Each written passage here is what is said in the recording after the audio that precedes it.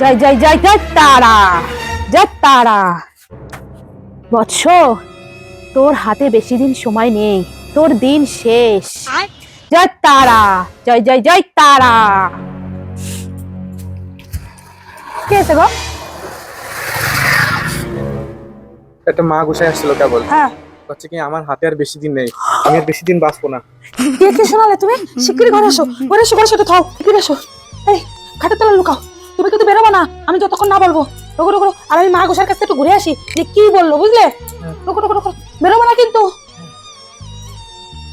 জয় তারা, জয় জয় জয় তারা, জয় তারা।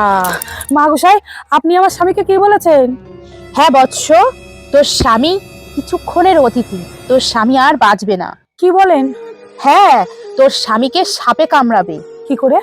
কি করে?